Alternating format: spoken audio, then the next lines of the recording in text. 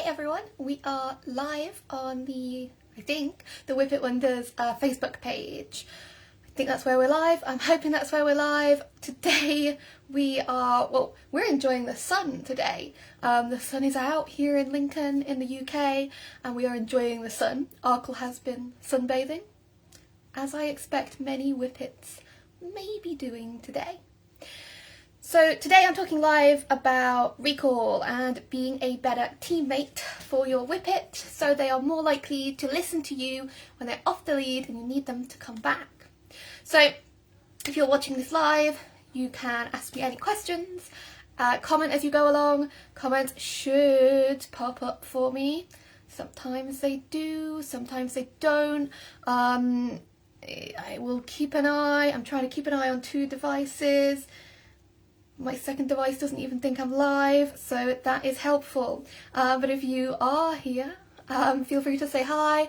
Let me know what your Whippet's recall is like as well. Or if you have another breed that's similar or not even similar, then you can also give me a comment, let me know. I'm trying it on the page because sometimes it shows stuff up in the group, sometimes it doesn't. I'm giving it a try on the page. Either way, it will be downloaded and put into the group later. So, we are talking about recall. And this can be a really tricky topic with us Whippet owners. We know they are fast, we know they like to run, and we know that they don't always listen when we ask them to. And it's not necessarily because they're stubborn or anything like that. It's because these are a breed that are bred to be very independent and not really listen to us when they are in a more adrenalized state, and when I'm checking I'm on the right Wi-Fi. I think I'm back. I wasn't on the right Wi-Fi, which is why it was slow. So Whippets can struggle because they are bred to basically go off and ignore us and tune us out in the pursuit of something that has caught their eye and has caught their attention. And they're pretty much bred to tune us out, because if they were good at listening when they saw a rabbit, you could call them off and that rabbit would be safe.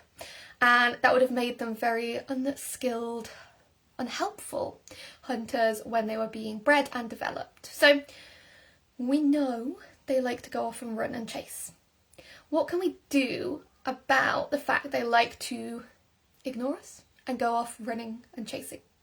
So recall is all about relationship, and recall is all about having a dialogue with your dog that says that listening to you pays off and that it's valuable.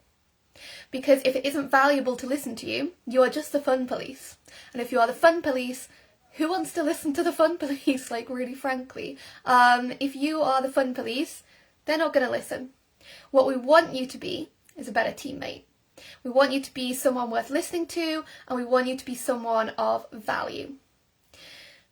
We might be the fun police by accident if we spend a lot of our walk calling our Whippet away from distractions, calling them away from sniffs they find interesting, calling them away from rabbit poo, calling them away from things they find interesting, or pulling them away, or dragging them away, making sure they come back every time there is something that is interesting to them. We might be the fun police if we don't give them much freedom, but we're constantly harassing them for attention by dancing and running around and jumping about and making a lot of noise that is often, frankly, exhausting for us to do. We might have accidentally made ourselves the fun police. Being the fun police just means that anytime your dog is having fun, we're there going, oh, no, don't do that. Come back to me, come back to me. I swear I'm as fun as a rabbit. I swear I'm as fun as that random dog. I swear. And then they get to you, and you give them this little treat, and they look at you and go, you're alright, but every single time I see something interesting, you're on me. And it's the equivalent of, you're reading a good book or you're watching TV and someone keeps coming and trying to stand in front of you and tell you something you're not really that interested in. And they're coming in front and standing between you and the TV, and all they are doing is annoying you because you were quite happy doing that thing. So we often accidentally become the fun police by just trying to train our dogs. It's not like a deliberate thing. We're trying to be responsible. We're trying to call them back off things. We're trying to get their attention. We're making sure they're not bothering other people or other things in society. But very often we're sort of going about it slightly the wrong way. We are just making ourselves a barrier to something of interest. So what can we do to be a better teammate and less of the fun police? Well, there are a few things we can do. Making sure there's no comments. There are a few things we can do. One thing we can start to do is make sure that we are thinking about what our individual dog finds valuable. Every dog finds different things valuable, and I always think that's really important to consider. What you might deem valuable or what each individual dog might deem valuable is always going to be very different. So I'm on Whippet number 4, and I would say all of my Whippets found slightly different things interesting. So Arkle, unusually compared to my other Whippets, loves it if I find like a water source for him to play in. He loves splashing, he loves running up and down. For him, playing in water is quite a big deal. And if I were to get in the water and play with him, that would be amazing. So I can make myself more valuable and a better teammate by finding him a really good source of water to play with and play in. And I would be on my walks, I would point them out to him. I'd say, what's this? Point out this water source, this stream, and we'd kick about in it, and he would find out I'm really valuable now because I'm finding him things that he finds interesting. Now, if I'd done that with Ollie, who was not a fan of water, or God forbid Marley, who was absolutely appalled by the idea, and I went, hey, what's this? And I found them some water. They're going to look at me and go, why did you waste my time? It's water. I don't like water. They're probably going to see me as less valuable because I've just wasted that. They're off lead and I've just wasted their time on that. So what I want to do is think about what they enjoy and start to point that out to them. As long as it's something that's safe and isn't going to end in tears or injury or anything like that, we should be pointing out things on their walks that they enjoy. And that will make us instantly a better teammate. We are part of the picture of them finding stuff they enjoy. This could be we are finding them scents. All my male dogs loved it if I found them in a post or tree that's obviously been scent marked up recently, and I went, hey, what's this? And I pointed to it and they'd immediately go running, scent mark up it. That was a quality thing for them to have found for them. They all liked it if I found them some long grass to root around in. Arthur in particular loved it if it was some long grass and I rustled it like there were some mice maybe. He really loved that, got him very excited. He really enjoyed that experience. So I made sure that I did that quite regularly for him. And again, that makes me a better teammate, because if I did the opposite and every time he was interested in something, I was like, no, come back, Arthur, come, you're not playing in that, no. He's just going to learn that I am the fun police, I'm not worth listening to, I'm going to interrupt his good experience. Instead, I'm switching it and I'm saying, I can help you find these things, I can help you engage with these things, and I can help you enjoy these things, and we can do it together. So it could be scents, it could be an experience, it could be your dog likes a stick, and if that's something your dog finds safe and all of that kind of thing, just be careful. Find them a stick, find them some leaves, find them some, recently kicked up grass, if that's what they like. If, think about your dog and what they enjoy when they're out and find them it, as long as it's sensible and safe. I probably wouldn't be pointing at a rabbit to them because they're going to go running off after it, especially if you've got no recall, but probably still to a degree at the very least if you do. We want to be a good teammate. Being a good teammate is not about nagging your dog constantly, and it's not about running around like a maniac, and it's not about having to put a lot of huge, ridiculous levels of dancing into it. So we can point out things of value. These could be scents, these could be items, these could be experiences like Arkle and the stream. It could be that it is it's something they found and we want them to we want to encourage them to engage with us about it. So Arkle likes to report to me with things that he has found. He reports to me a lot of things because I make sure I reward him for disengaging from distractions. So he gets a tasty treat every time he notices something, and then he turns back to me, he gets a treat. So he's very used to reporting things rather than running off. And that's a massive thing I would be doing on your walks, is letting your dog observe things, even if it's on a long line, letting them turn back to you, and when they do, rewarding them with toys, treats, play, whatever it is. But because of this way I've trained, Arkle reports to me quite a lot, and he often will either tell me he's found something really interesting, so he'll sort of like come running to me and be like, hey, come and have a look at this.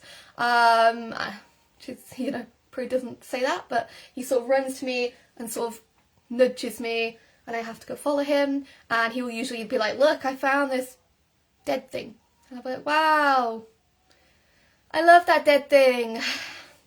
Thank you for not picking it up and rolling in it and running around like a maniac or running off with it. Because every time Arkle has found me something, I, despite maybe not feeling that way, I react with great joy. I go, oh my god, look what you found, that's amazing, you're amazing, this is amazing, aren't you clever? And I give him some fuss, and as long as it's all safe and all of that, he finds me a lot of stuff, and he just shows me it. Sometimes he might pick it up, but he has a really good drop cue, and he tends to just deal with it, and then we move on. Rather than him picking something up and then running off with it and chasing around with it and being a bit of a maniac with it. So I make sure that I react with genuine excitement when he finds me something, even if I'm not that excited, because I'd rather that he wanted to show me something and knows I'm going to be excited, rather than me go, oh my god, don't do that. I drag him off, I make a big thing of it, and then he's like, oh, I'm not going to show you anymore, I'm just going to pick it up and steal it. I always try and encourage my dogs to bring something to me and report stuff to me, rather than me being like, no, don't do that, right, I'm going to take it off you, I'm going to make a big hysterical deal of it. Very often the way we react with our emotions can make a big difference to whether our dog perceives us as a good teammate or the fun police. And I would always rather be seen a good teammate, even if I am genuinely not impressed by what we found, but I will pretend I'm very impressed. It's usually something disgusting, he's a dog, but it means that Arkle doesn't do what I made the mistake of with my other Whippets previously to sort of understanding this kind of thing, which was they would find it, they would try and run off with it, and they would just generally not be as seeing me much as a teammate. Arthur in particular loved dead stuff, and he would love to run off with it, whereas Arkle tends to go, oh my god, look at this, did you see it? It's dead. I go, oh wow, well done for finding that dead bird, you're amazing, let's now leave. And that tends to be enough for him, and I'm very happy with that. So we can try being interested in the weird things that they may find and be impressed by, and makes them more likely to report it than to run off with it. The other thing is we can use things they do genuinely enjoy. My dogs and my Whippets, and generally Sighthounds and even other types of dogs, you know, I would say probably a lot, love it when we use things like rabbit skin and sheep skin, and we use those as a reward, and we use them actively on our walks as a way to engage our dogs, to make us more of a teammate. Using rabbit skin and sheep skin is not going to make them more likely to go off and hunt. In fact, it's more likely to make them think we are part of that team again, because we have that valuable thing that they are interested in. The scent and the texture does tend to get their attention quite a lot. So toys like Tug Enough, Paws Trading, Touch and Go, there are lots of great brands with lots of great toys, and I would actively encourage you to take one on your walk, bring it out and have just a quick play. Never play longer than they are interested. Keep it short, keep it sweet, keep that drive and that passion into it. If we play for too long and they lose interest, they're just going to learn to lose interest in that toy. But toys like that can be great if we've got a dog who just isn't into that kind of thing. We can use the clam from Tug Enough, and similar treat pouches from Paws Trading, where we can put some treats in and we can use them to play tuggy or hide. But we can throw those in the grass, we can get them chasing, we can get them engaged in those games they want to play. Arkel loves it if I just lob a toy or his dummy into the grass, and he will go off and hunt that, and he thinks he's a brilliant little hunting dog. And he can barely jump or run or pick anything up because of his health, but he loves doing that kind of thing. So we can find some long grass and chuck a treat in, ask them to find that, or search, or whatever we want that cue to be, and they can go and get that toy or that treat, and that will sort of give them an outlet for that prey drive and help us be part of that game again. So I think my experiment with doing this on the page has shown me that this is less fruitful than doing it in the group. But it's always worth playing around with things, and it never hurts to play around with things and see what happens, because I don't think anyone has seen this. Which doesn't matter, because I'll be uploading this onto YouTube and then into the Facebook group, so that if you want to watch it, you can watch it there. If you have any questions and you're watching this later, because I don't actually know how that works on the Facebook page, I hope it's going to upload and I can download it to put on later. But if you have any questions and you're watching, you can ask any. But if you are watching later and you have any questions, you can ask me any questions. I will say I have a recall workshop coming up, which is a lot of fun. It is the first one of the year that I'm doing. As some of you may know, I was in hospital for the first few weeks of the year, and it sort of ruined all of my usual plans, and I haven't been able to do a recall workshop since, just because it requires a little bit more movement on my part, and I have not quite been ready for that. But I have my popular recall workshop coming up again on May the 11th, 4 o'clock, I think. I'll put a link somewhere. It's just £25, you get live training, activities, recall queue, emergency recall queue, games for handling prey drive, and a lot more in-depth information, including lots of lovely bits to send over to you afterwards with digital certificate. There are only 5 spaces, and I hope you might get involved. It is for Whippets, Sighthounds, lurchers, Italian greyhounds, any sort of breeds, and is suitable for any age from 12 weeks plus. I mean, you could do it younger if you wanted to. It's just easiest age bracket to say. A lot of people do use it for their puppies to get good foundations, but it's great for getting your teenager back on track, or just an adult dog who needs a refresher from some Whippet expert advice, because I don't do the whole let's just cheerlead and make a lot of noise and run across a field. That doesn't work. We have to tap in to some clarity, and we have to tap into being a better teammate. So I'll pop links up, I'll download, I'll upload, I'll do all of the things that need to be done. I have no idea where this went in terms of, I'm pretty sure it was meant to share in the Facebook group too, and I'm not entirely convinced it did. So if you're watching this now, if you're watching this later, if you watch it at any point anywhere and you have any questions, just trying to see if it went into the group, do let me know. If you enjoy my slight extra pieces of art, I am trying to increase those a little bit as time goes on. Enjoy the rest of your Sunday. That totally didn't share into the group, did it? Enjoy the rest of your Sunday. My experiment failed, but if you watched, thanks for watching. Bye!